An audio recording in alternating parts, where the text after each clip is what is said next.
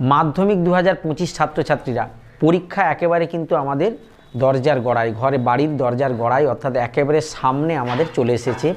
প্রত্যেকের মনে ভয় পাওয়ার কিছু নেই।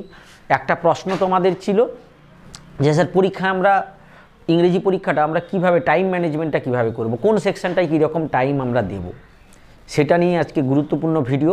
মন দিয়ে শোনো। মন দিয়ে শুনলে তোমরা একটা ছবি পেয়ে যাবে যে কোনটার পরে কোনটা অ্যাকচুয়ালি করলে ভালো, যে সিনের পরে প্রথমে সিন আনসিন যেভাবে আছে করব না, কোনটা কিভাবে করলে একটু ভালো, আর হচ্ছে টাইমটা কোনটায় কীরকম দেব। মন দিয়ে শোনো। সব প্রশ্নের উত্তর অবশ্যই আমি আমার মতো করে বোঝানোর সহজ করে চেষ্টা করছি। তোমরা মন দিয়ে শুনলে বুঝতে পারবে যে হ্যাঁ এভাবে করলেই ভালো। চলো দেখো, আমরা প্রথমে একটু দেখে নেই যে আমাদের কোন সেকশানগুলো রয়েছে। আমাদের 4টা সেকশান রয়েছে, সিন, আনসিন, গ্রামার, রাইটিং। এই 4টা পোর্শান আমাদের রয়েছে। সিনের আবার 2টো ভাগ রয়েছে, প্রোজ আর পোয়েম। প্রোজ থেকে তোমাদের পরে 12 নাম্বার, আর পোয়েম থেকে পরে 8 নাম্বার। এরকম টোটাল তোমাদের এখান থেকে 20 নাম্বার আসে। এখান থেকে টোটাল তোমাদের 20 নাম্বার আসে। আনসিন থেকে তোমাদের থাকে 20, আর শেষের দিকে 4 দুগুণে 8, 4টা মিনিং থাকে। এই নিয়ে কিন্তু আনসিন থেকে তোমাদের প্রায় আসে 28 নাম্বার। অনেকটা নাম্বার কিন্তু আনসিন কিন্তু তোমাদেরকে ভালো করে প্র্যাকটিস করতে হয়। কিভাবে করতে হয় আমি অনেক বলেছি। ভিডিও যদি তোমরা কমেন্ট সেকশানে চাও আমি দেবো কীভাবে করা উচিত। আরও ভিডিও আমি আনবো। আনসিন কিছুদিন আগে দিয়েছি একটা গুরুত্বপূর্ণ ভিডিও, আর একটা আনসিনের ভিডিও আমি আনছি শীঘ্রই, যেটা হচ্ছে এআই এর উপরে। ঠিক আছে, সেইটার উপরে কিন্তু আনসিন ইম্পর্টেন্ট, আমি সেটা আনছি তোমাদের। এরপরে আমরা যাব যেটা হচ্ছে গ্রামার সেকশানে তোমাদের থাকে 12 নাম্বার। খুব সহজেই পাওয়া যায় 12 নাম্বার। যারা আমার গ্রামার প্র্যাকটিস আমার সঙ্গে করছো তারা কিন্তু সহজেই পাবে। রাইটিং সেকশানে আমরা জানি টোটাল আমাদের থাকে 30 নাম্বার, 10 করে 3টা থাকে, 10 করে 3টা কিন্তু থাকে টোটাল। এই আমাদের রাইটিং সেকশান থেকে থাকে আমাদের 30 নাম্বার।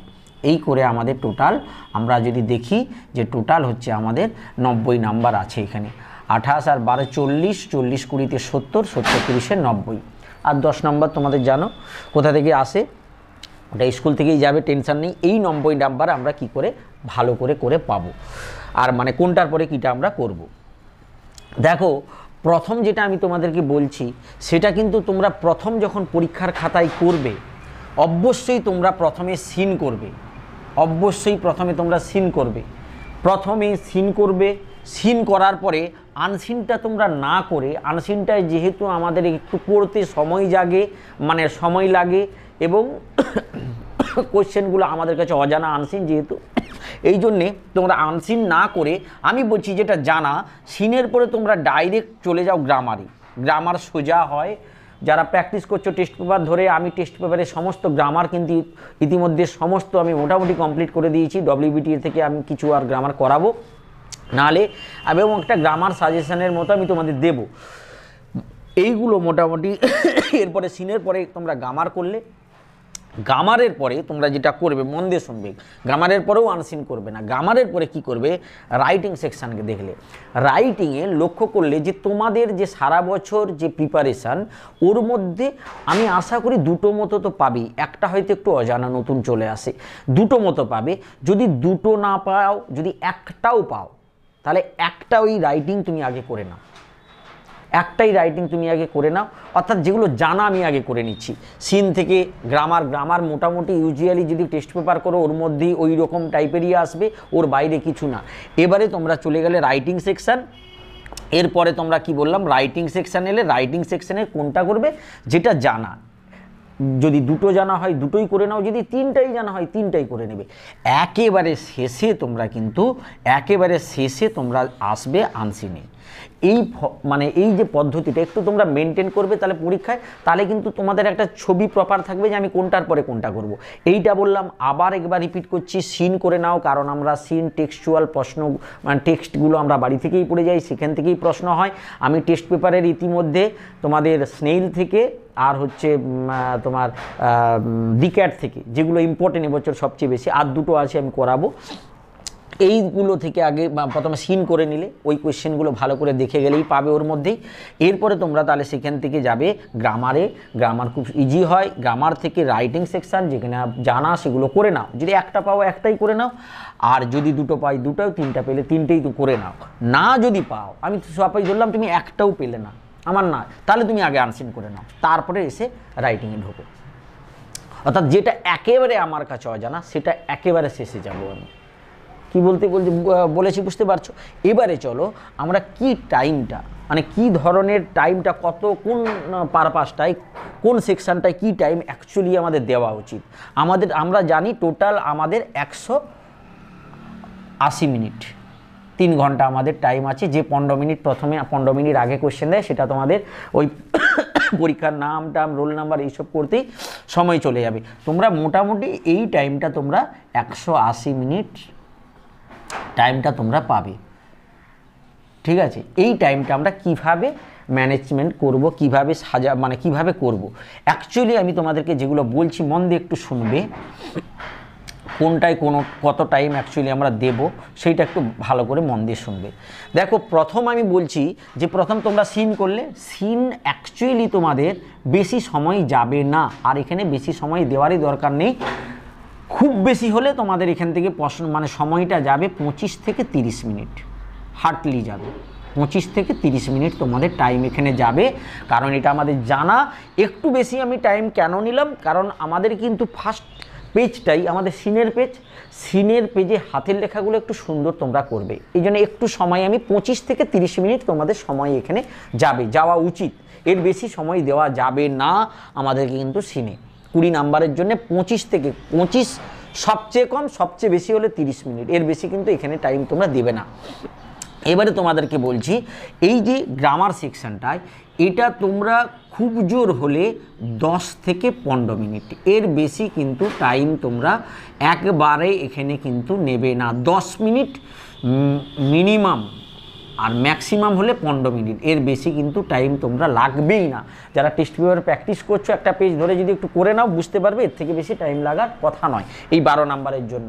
কারণ 3টা ডুয়েজ ডাইরেক্টেড, ভয়েস চেঞ্জ, ন্যারেশন চেঞ্জ, কোনো একটা থাকবে ডিগ্রি, আর আর্টিকেল প্রিপোজিশন, আর হচ্ছে তোমার ভার্বিয়াল, আর 4টে হচ্ছে তোমাদের 3টে সম্ভবত আছে তোমাদের ওই ফেজাল ভার্ব।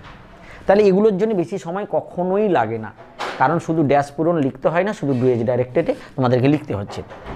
এবারে তোমরা করে তোমার গ্রামার সেকশন এই টাইমটা দিলে, এরপরে আমরা দেখব যে রাইটিং সেকশানে আমাদের অ্যাকচুয়ালি একেবারে শেষে আমি বলেছি রাইটিং করবে। এইখানে তোমরা অবশ্যই হাতে তোমরা 40 থেকে 45 মিনিট সময় কিন্তু 40 থেকে 45 মিনিট সময় কিন্তু তোমরা হাতে রাখতেই হবে। কারণ কি, এখানে কত নাম্বার থাকে তোমরা নিশ্চয়ই দেখতে পাচ্ছ, 28টা নাম্বার থাকে। ভালো করে এই 28টা নাম্বার যারা ভালো পেতে পারবে, তারা কিন্তু ইংরেজিতে ভালো নাম্বার পাবেই। আর এইখানে যদি কেউ কম নাম্বার পেয়ে গেছো, তাহলে কিন্তু টোটাল এমনি আমাদের একটু রাইটিংয়ে সমস্যা হয়, রাইটিংয়ে নাম্বার কম আছে, তারপরে যদি এখানে নাম্বার কম হয়ে যায়, তাহলে কিন্তু একেবারে নাম্বার তলানিতে ঠেকে যায়। এই সেকশনটা আমাদের কিন্তু ভালো করে করতে হবে, এবং এইখানে কিন্তু 40 থেকে 45 মিনিট টাইম তোমরা দেবে।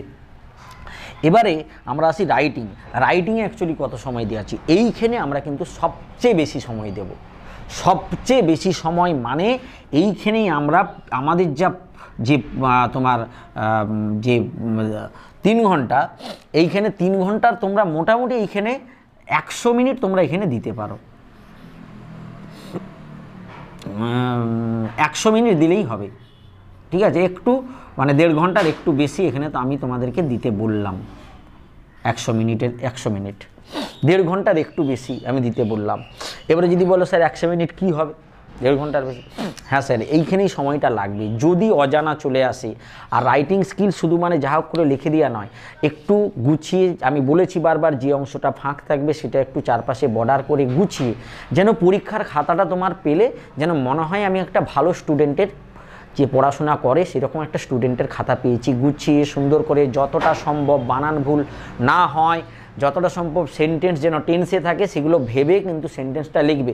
একবার আজে বাজে লিখে কেটে দিলে আবার লিখলে এতে জায়গা কম হয়ে যাবে, লেখা খারাপ, ইমপ্রেশন পরীক্ষকের কাছে কমে আসবে। তাহলে আমার মাথায় রাখতে হবে যাতে ইমপ্রেশন ভালো হয়, কাটাকুটির আগে সেন্টেন্সটা ভাববো, ভেবে লিখবো। এই জন্য আমার একটু সময় এখানে বেশি যাবে। এবারে যদি বলো তো 3টা রাইটিং পোর্শনে কীরকম টাইম দেবো, দেখো এর মধ্যে আমি বললাম যে ধরি আমাদের দুটো মোটামুটি তোমার হচ্ছে পড়ার মধ্যে থাকবে, দুটো মোটামুটি আমি আশা করি পড়ার মধ্যে পাবে, মানে করার নিজেরা করতে পারবে। যারা আমার চ্যানেল ফলো করছো আমি বলছি বিশ্বাস রাখি তারা কিন্তু পাবে। ঠিক আছে, ধরো যে দুটো রাইটিং আমি সাপোজ ধরলাম, দুটো রাইটিংয়ে তোমরা কিন্তু 30 মিনিট করে টাইম দিবে, জানা হলেও 30 মিনিট, সমস্ত কিছু হাতের লেখা সব কিছু ঠিকঠাক রাখার জন্যে 30-60 মিনিট।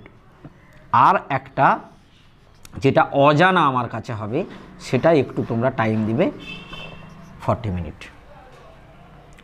তাহলে যেটা আমার কাছে অজানা সেটা ভাবতে হবে, সেন্টেন্স ভাবতে হবে, এরকম করে লিখতে গেলে আমাদের একটু সময় বেশি লাগবে। অজানা যেটা আমার কাছে নতুন সেটা একটু নিজেকে লিখতে হবে। বারবার বলছি রাইটিং কিন্তু ছেড়ে আসবে না, ছোট ছোট বাক্য করে হলেও লিখে আসবে। বেশি বড় রাইটিং পরীক্ষকরা চায় না। 10 নাম্বারের জন্য 10 সেন্টেন্স সাফিসিয়েন্ট, সঠিক টেন্স অনুযায়ী সঠিক, স্পেলিং অনুযায়ী সঠিক, সব ঠিকঠাক রাখলে কিন্তু নাম্বার তোমরা পাবে। দেখো তাহলে অ্যাকচুয়ালি কত টাইম হচ্ছে, দেখো এখানে তাহলে আমি 100 মিনিট, এখানে আমি ধরলাম আমি 10 মিনিটটাই ধরলাম, 110-এ 110, 110, 100, এটা 10, এইটা আমি বলছি যদি 25 মিনিট এখানে নাও, যদি 25 মিনিট নাও তাহলে এখানে তোমাকে নিতে হবে 45 মিনিট পেয়ে যাবে তোমরা এখানে আনসিনটা। আর যদি এখানে 30 মিনিট চলে যায় তাহলে কিন্তু তুমি আনসিনে, এবারে দেখো এদিক ওদিক করে মানে কোনো হয়তো 30 মিনিটের আগে 25 মিনিট হয়ে গেলো, আমি সেটা বলছি মোটামুটি একটা কত টাইম দেওয়া উচিত সেটা বলছি। তাহলে দেখো 5 5 10, 4 2 6 7 আর হাতের 1 8, 180 মিনিট দেখো কমপ্লিট হয়ে গেল।